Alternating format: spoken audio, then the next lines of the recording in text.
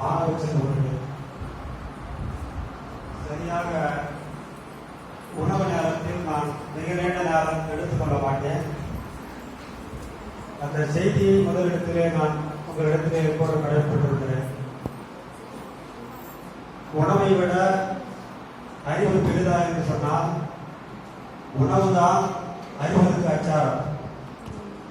அதனால்தான் நம் தேசத்தில் பள்ளி குழந்தைகளுக்கு சத்துணவு திட்டங்கள் எல்லாம் காமராஜர் அவர்களால் கொண்டு வரப்பட்டது. உணவு இல்லாத ஒரு கல்வி என்பது நம்முடைய மூளையிலே எவ்வளவு திணித்தாலும் அது ஏறாது என்பது அறிவியலும் விஞ்ஞானமும் கண்டுபிடித்த ஆகச்சிறந்த ஒரு செய்தி. தலை சிறந்த ஸ்ரீ கைலாஸ் மகளிர் கல்லூரியில் நடைபெற்றுக் கொண்டிருக்கிற தமிழர் தெய்வ வழிபாடுகளும் குறியீடுகளும் என்கிற பன்னாட்டு கருத்தரங்கத்திற்கு வருகை தந்து சிறப்பித்து எனக்கு முன்பு சிறப்பாக ஒரு கட்டுரையை வழங்கிய ஐயா திரு அபுதாபி பாஸ்கர் அவர்களும் இன்னும் இங்கே கட்டுரை வழங்க காத்துக் கொண்டிருக்கிற பல்வேறு சான்றோர்களும் இந்த நிகழ்ச்சியை சிறப்பாக ஒருங்கிணைத்து ஒரு பன்னாட்டு கருத்தரங்கத்தை நமது கல்லூரியிலே நிகழ்த்திக் கொண்டிருக்கிற இந்த நிகழ்ச்சியுடைய தலைவர் முனைவர்களே செந்தில்ராணி அம்மையார் அவர்களுக்கும் முதலிலே என்னுடைய பணிவான வணக்கத்தை தெரிவித்துக் கொள்கிறேன்.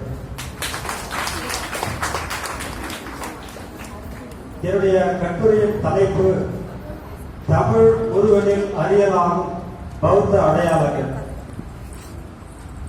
முருகனை இலக்கியங்களிலே முதலிலே எப்படி அறிகிறோம் என்று சொன்னால், அவன் ஒரு மலை தேசத்து அரசன்.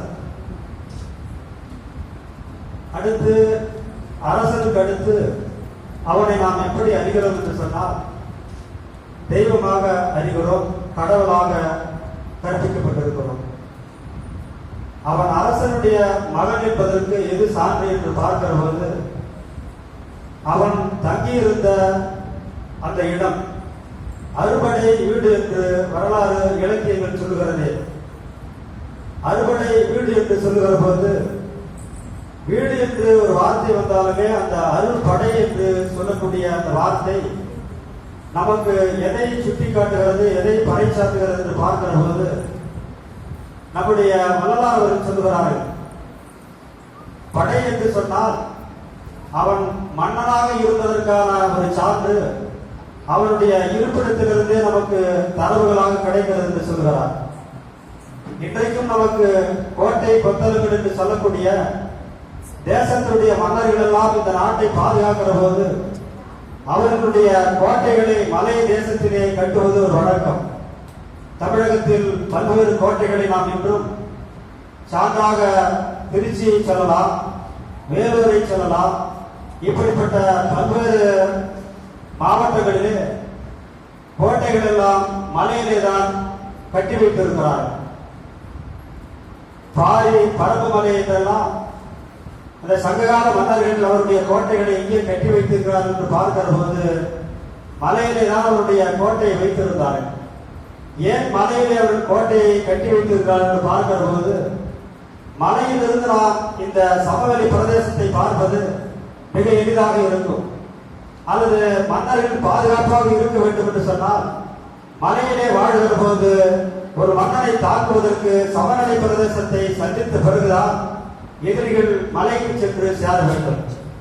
இப்படி முருகனுடைய அறுபடை வீட்டிற்கு பல்வேறு தரவுகளுடன் கூடிய விளக்கங்களை நாம் கூறுகிற போது, அவர் சாதாரண ஒரு மனிதனாக இல்லை, அவர் மன்னனுடைய மகனாக இருந்தார் என்று நம்முடைய தமிழ் தேசத்தினுடைய நவீன கால சிற்பி, தமிழ் தேசிய இலக்கியத்தினுடைய ஆய்வறிஞர் அயோத்திதாச பண்டிதர் அவர்கள் சொல்கிறார்.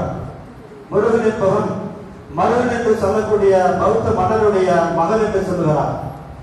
அவர் பௌத்த மன்னருடைய மகன் என்பதற்கான சான்று அந்த முருக வழிபாட்டிலே பல்வேறு தடயங்களாக நமக்கு கிடைக்கிறது. அதற்கு ஆகச்சிறந்த அடையாளமாக நாம் இன்றைக்கு எதை எடுத்துக்கொள்ள வேண்டும் என்று சொன்னால், பழனி முருகன் என்று நாம் வழிபடக்கூடிய அந்த முருக கோவிலை நாம் எடுத்துக்கொள்ள வேண்டும். அறுபடை வீடுகளிலேயே 5 படை வீடுகளும் சராசரியாக கிழக்கு பார்த்த முகமாக அவருடைய சிலைகளும் அந்த கோயிலுடைய வாயில் கதவுகளும் இருப்பது வழக்கம்.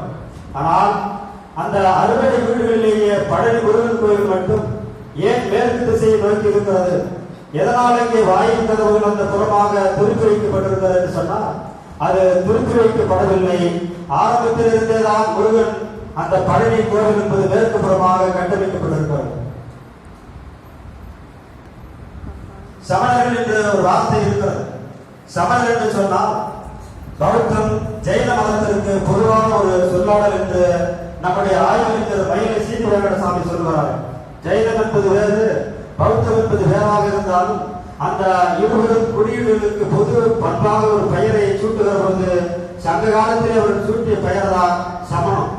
ஆக சமண கோயில்கள் தான் அப்படி கிழக்கு பக்கம் இல்லாமல் மேற்கு புறமாக வடக்கு புறமாக இருப்பது வழக்கமாக இருக்கிறது. ஆக சமணம் என்பது ஒரு பொது சொல்லாடலாக பார்க்கிற போது அதிலே பொது சொல்லாடலிலே ஒரு குறியீடாக உள்ளே பதிக்க வைக்கப்பட்டிருக்கிற அது அல்லது தொங்கி இருக்கிற ஒரு சொல்லாடல் பௌத்தம் என்கிற ஒரு சொல்லாடல். ஆக எப்படி பழனி முருகனை நாம் பௌத்த அடையாளமாக சொல்லலாம் என்று சொன்னால், அவனுக்கு தண்டாயுதபாணி என்று ஒரு பெயர் இருக்கிறது. அது வடநாட்டில் இருந்து அவனுக்கு கொடுக்கப்பட்ட ஒரு பெயர். தண்டாயுதபாணி என்று சொன்னால் பாலி மொழியிலே பௌத்தத்திற்கு, அதாவது முருகனுடைய வருகைக்கு முன்பாக புத்தருக்கு அங்கே அந்த மக்கள் சூட்டிய பெயர் தண்டாயுதபாணி. அவன் கையிலே ஒரு கோலை வைத்திருப்பானே, அந்த கோலோடு அந்த புத்தர் காட்சி அளிக்கக்கூடிய அந்த கோலத்தை வடநாட்டிலே அவர்கள் கொண்டாடுகிற போது தண்டாயுதபாணியாக கொண்டாடுகிறார்கள் என்று பௌத்த இலக்கியங்களும் பௌத்த தடயங்களும் நமக்கு சான்றுகள் கிடைக்கிறது. அது மட்டும்தான் அந்த பழனி முருகன் பௌத்த அடையாளத்தோடு இருப்பதற்கான சான்றா என்று பார்க்கிற போது அவருடைய 60 வீடுகளிலும் 5 வீடுகளை தவிர்த்து அவருடைய 6வது வீடாகத்தான் நாம் வரலாற்று தரவுகளை அதை அடுக்கி வைக்க வேண்டும். ஏனென்று சொன்னால், தமிழர் மரபில் மட்டுமல்லாது உலக மரபிலேயே ஒரு மனிதன் இல்லற வாழ்க்கையை அனுபவித்த பிறகு, சுகபோகங்களை நாடிய பிறகு அவன் கடைசியாகத்தான் அவன் துறை வாழ்க்கையை கையில் எடுக்கிறான். ஏனென்று சொன்னால், எடுத்த எடுப்பிலேயே இங்கே துறை வாழ்க்கையை ஒரு கையில் எடுக்கக்கூடிய ஒரு வாய்ப்பு என்பது இருக்கிறதா என்று சொன்னால், அப்படி இருந்ததற்கான சான்று பௌத்த அந்த இலக்கியங்களிலும் பௌத்த காலகட்டத்திலும் அந்த பௌத்த பிக்குகளை தவிர வேறு எந்த சமயங்களிலேயே எடுத்த எடுப்பிலேயே சிறுபிள்ளையை பிரயாயத்திலிருந்திலேயே துறை வாழ்க்கையை மேற்கொள்ளக்கூடிய ஒரு பண்பாடு இருந்ததா என்று சொன்னால் இல்லை என்பதுதான் வரலாறு நமக்கு கற்பிக்கிற ஒரு செய்தி. ஆக அதன் அடிப்படையிலே பார்க்கிற போது 60 வீடுகளிலேயே அடுக்கி வைக்கப்பட்டிருக்கிற அந்த கால வரிசை பிரகாரம் பார்க்கிற போது, அல்லது அல்பாபெட் ஆர்டர் என்று சொல்கிறோம், இந்த 1, 2, 3 என்று 60 வீடுகளிலேயே அவர்கள் முருகனை, அந்த பழனி முருகனை 3வது படை வீடு என்று சொல்கிறார். அது இலக்கியத்தில் எங்கேயோ நடந்த ஒரு தவறாக கூட நாம் ஆய்வு நோக்கிலே பார்க்கிற போது நிகழ்ந்திருக்கலாம் என்று என்னுடைய தனிப்பட்ட கருத்தாக நான் சொல்லுகிறேன். ஆனால் நீங்களும் அதை கூர்ந்து தொடர்ந்து ஆய்வு செய்ய வேண்டும் என்பது என்னுடைய ஒரு குறிக்கோளாக வேண்டுகோளாக உங்களிடத்தில் வைக்கிறேன். ஏனென்று சொன்னால், இல்லற வாழ்க்கையிலே வாழ்ந்து விட்ட பிறகு அவன் யாருத்தான 6வது படை வீடாக இருக்கக்கூடிய ஒரு வீட்டிற்குத்தான் அவன் துறவு வாழ்க்கை வாழ்ந்திருக்க வேண்டும். இடையில இருக்கக்கூடிய 3வது படை வீட்டிலே அவன் துறவு வாழ்க்கை வாழ்ந்தார் என்று சொன்னால், அந்த 3வது படை வீட்டிலே துறவு வாழ்க்கை வாழ்ந்த பிறகு அவன் என்னவாக மாறினான் என்பதற்கு சரியான புரிதலும் சரியான விளக்கங்களும் அந்த சமய இலக்கியங்களிலும் சமய வரலாற்றிலும் இல்லை என்பதுதான் நம்முடைய ஆக சிறந்த பதிலாக இருக்கிறது. புலவர் உருவாக்கிய நவபாசனத்தினுடைய அந்த தன்மையோடு உருவாக்கிய அந்த சிலைகளை எல்லாம் நம்ம முன் பேசிய ஐயா பாஸ்கர் அவர்கள் கூறினார்களே, அவன் அங்கே மொட்டை அடித்து துறவு கோலத்தை அந்த போடுகிற அந்த காட்சி என்பது கூட பௌத்த அடையாளத்தினுடைய தொக்கில் இருக்கக்கூடிய எச்சங்களுடைய கூறாகத்தான் பார்க்க வேண்டும். முதலிலே சமயங்களிலே துறவை மேற்கொள்ளக்கூடிய ஒரு வாய்ப்பு உலகளாவிய சமயங்களில் நாம் ஆய்வு செய்கிற போது முதலிலே துறவை மேற்கொள்ளக்கூடிய ஒரு சூழல் பௌத்தம் தான் இந்த உலகத்திற்கு கற்பித்தது. துறவு என்கிற ஒரு சொல்லாடலேயே பௌத்தத்திலிருந்துதான் அனைத்து சமூகங்களிலும் அனைத்து சமயங்களுக்கும் கடத்தப்பட்டிருப்பதாக பரமசிவன் அவர்கள் சொல்கிறார். அதன் அடிப்படையிலே கிறிஸ்தவ சமயங்களில் கூட இன்றைக்கு பார்க்கிறோமே, பெண் துறவிகளுக்கு அல்லது ஆண் துறவிகளை உள்ளடக்கிய இயேசு சபை என்று சொல்லக்கூடிய கன்னியாஸ்திரிகளும் பாதிரியார்கள் என்று சொல்லக்கூடிய அந்த அந்த துறவு வாழ்க்கை என்பது கூட அங்கே அது எங்கிருந்து கடத்தப்பட்டிருக்கிறது, லிமிடேஷன் என்று சொல்லக்கூடிய அந்த போல செய்தல் எங்கிருந்து அது ஃபாலோ பண்ணப்பட்டிருக்கிறது என்று சொன்னால் பௌத்தத்திடமிருந்து அந்த கிறிஸ்தவ மதம் தன்னுடைய அந்த துறவு வாழ்க்கையை அந்த மனிதர்களுக்கு ஏற்றுக்கொண்டு கற்பித்து அந்த கிறிஸ்தவ பண்பாட்டை பரப்புவதற்கு அது ஏற்றுக்கொண்டிருக்கிறது என்பது வரலாற்று சான்று. அப்படித்தான் மனிதனுடைய அந்த மன்னனாக இருக்கக்கூடிய பௌத்த மன்னனாக இருக்கக்கூடிய அந்த மன்னனுடைய மகனாக இருக்கக்கூடிய முருகன் என்பவன் அவன் ஒரு பௌத்த அடையாளத்தினுடைய பௌத்த பண்பாட்டினுடைய வெளிப்பாட்டு கூறுகளாகத்தான் அவன் தன்னை ஒரு பௌத்த வெளிப்பாட்டினுடைய மகனாகத்தான் பழனியிலே அவன் அங்கே சென்று சேருகிறான். ஏறத்தாழ 6ஆம் நூற்றாண்டிலிருந்து 9ஆம் நூற்றாண்டுக்கு இடைப்பட்ட அந்த பக்தி இலக்கிய காலகட்டத்தில் தான் அதற்கு தவறான சில கற்பிதங்களோ அல்லது ஜோடனையான சில கற்பிதங்களோ கற்பிக்கப்பட்டு முருகன் ஏதோ படத்திற்கு ஆசைப்பட்டு அந்த படத்தை அவனால் அந்த